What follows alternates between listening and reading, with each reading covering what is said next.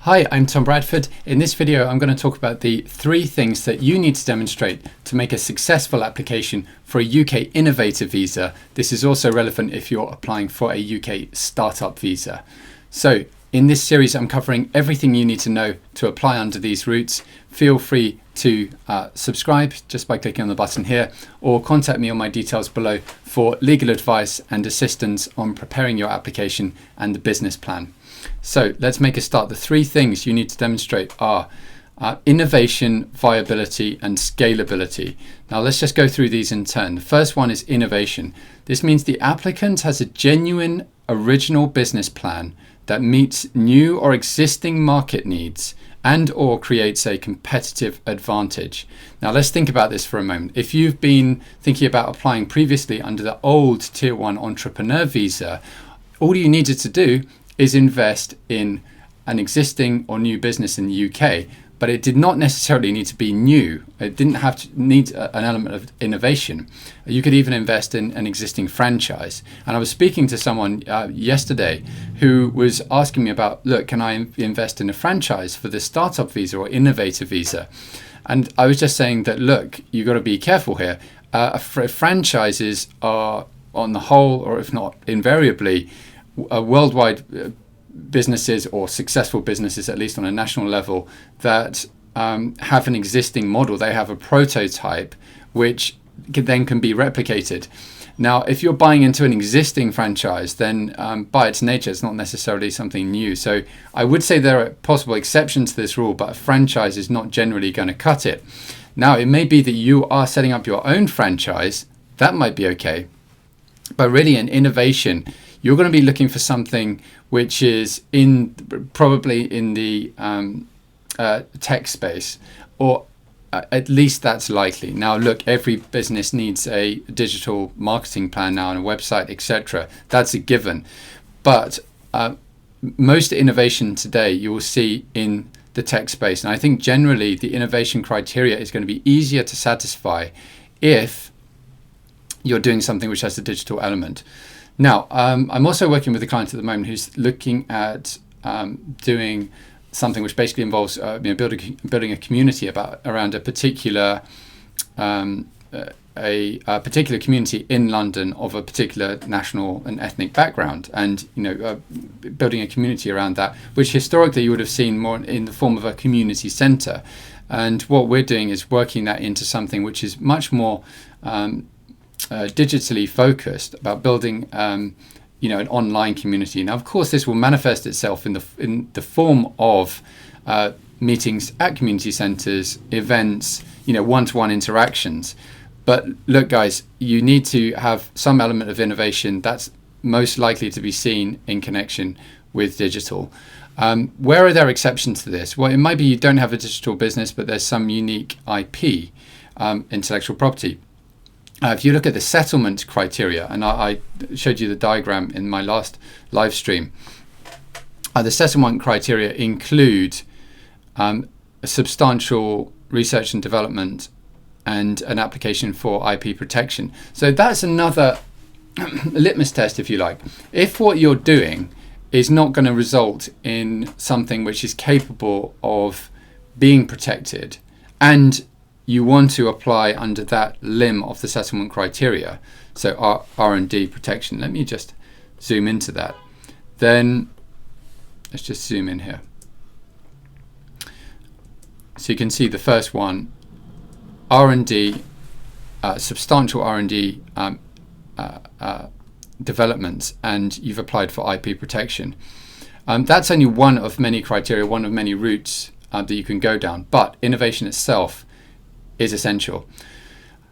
I have another client at the moment, and he's looking at doing something in the AI space, artificial intelligence and intelligent automation. Now, that just lends itself to innovation. He's in a space where there is lots of innovation, and the sector itself is new.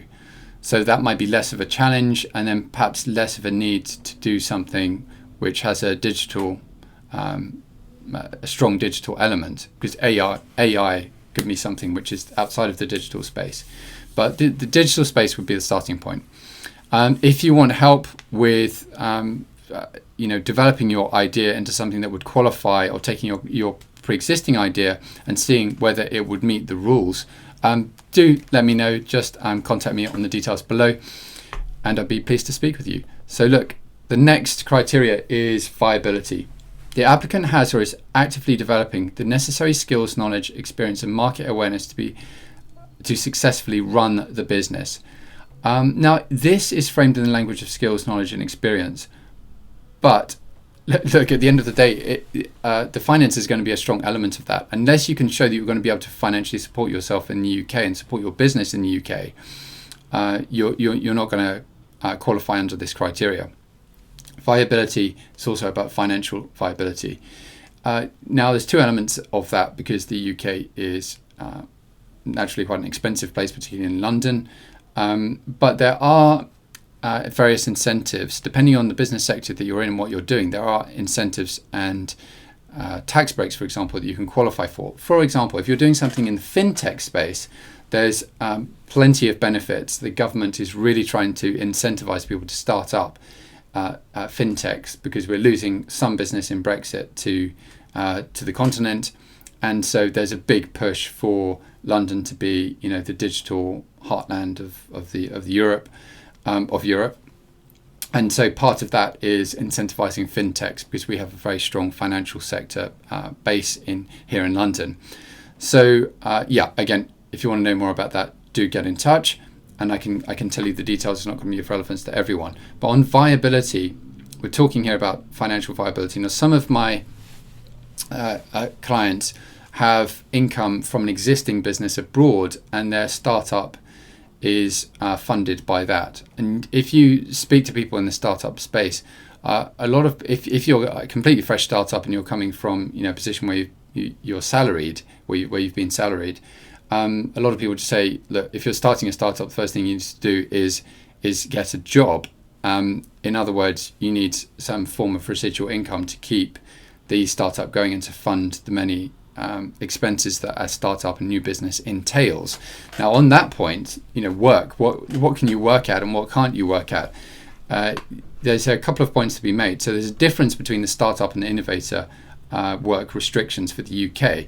So for the startup visa, the endorsing body that I spoke about in my last live stream has got to be reasonably satisfied that the applicant will spend the majority of their working time in the UK on developing business ventures.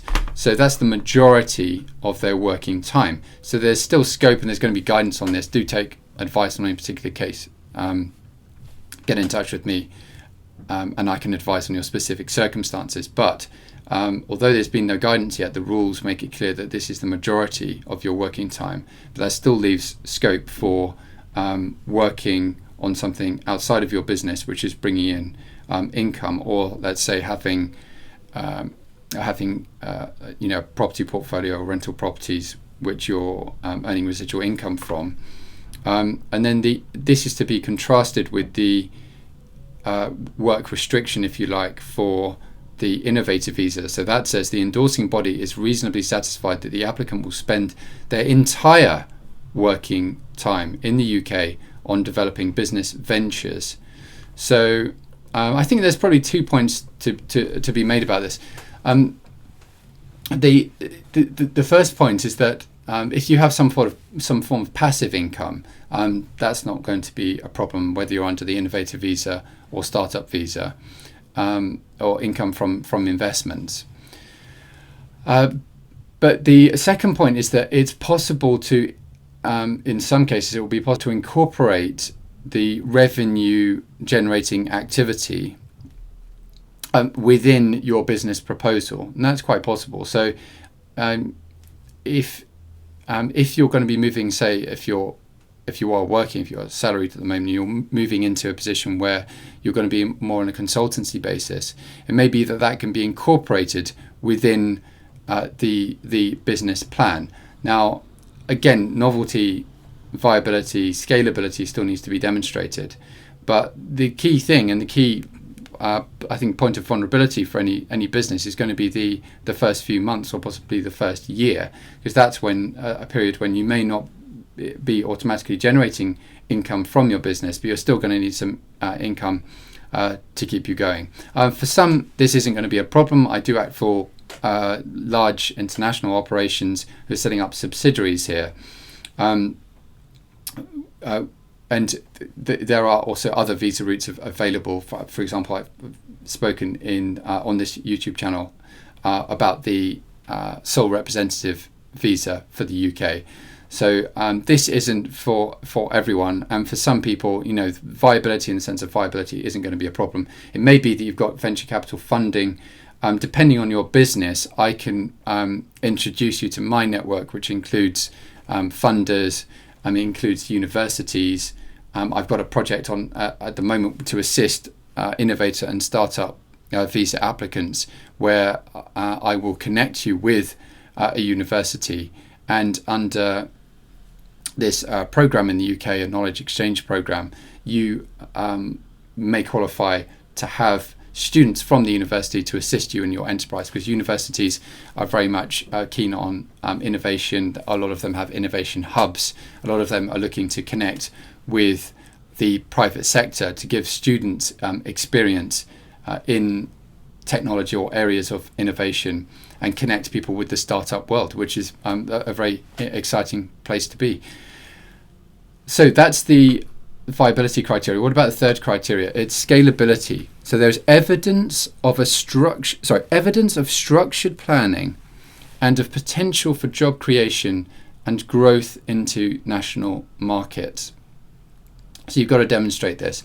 Now, scalability, in my mind, or and it's sort of standard definition, would involve some sort of multiple of revenue year upon year, or being able to demonstrate the potential for that. This definition is slightly different. There's evidence of structured planning and of potential for job creation and growth into national markets. So I think the first of these, structured planning and potential for job creation, that sets the bar pretty low. But growth into national markets, I think that's key. So it's not requiring necessarily a multiple of revenue, as one would ordinarily understand scalability to mean. It means growth into national markets, and really that equals having a market share nationally. So showing the pathway to having a market share nationally in your particular area. Now, for this, the interesting thing about this is that you're going to need to niche down. The more generic your proposition, the more general it is, probably the less likely it is that you're going to be able to show that you can take a share of the national market, or you have a pathway to be able to achieving that. So I think one could apply here the will it fly test. So when you're doing your viability analysis, you're also looking at, what's our pathway to a share in the marketplace nationally, and what is that market share going to be? So the business plan, again, will need to be ambitious. This all boils down to the business plan in the first instance. So that's where all of these ideas are going to be articulated as a first step towards securing the support of an endorsing body. If you want support with securing the support of an endorsing body for your business plan, do just contact me on the details below. I'll be very happy to speak with you. So those are the three criteria. They all should be embodied in the business plan. Don't use a generic business plan. I think it's important to have all the stakeholders involved in the process of formulating your business plan. That's what I assist clients with doing. If you just formulate your business plan or business ideas independently of the various stakeholders and potential supporters and funders and universities, etc., then you're taking a high-risk strategy. Much better to take an approach which involves taking soundings from the various stakeholders and prospective clients of your potential business, and develop it imminently and incrementally, and that's basically the approach that I take. So identifying the prospective supporting body, taking your skill set and moving towards a match, so that your visa is ultimately going to be granted, and so that you can implement your business successfully in the UK. I hope that was helpful. I'm going to be producing more in this series, and as I say, the idea of this series on the Startup and Innovator Visa is to give you everything you need to know to make an application. This is part 2 of that series. You can just subscribe here to get notifications on the rest of the series. I very much look forward to seeing you in the next video. Thanks for your time.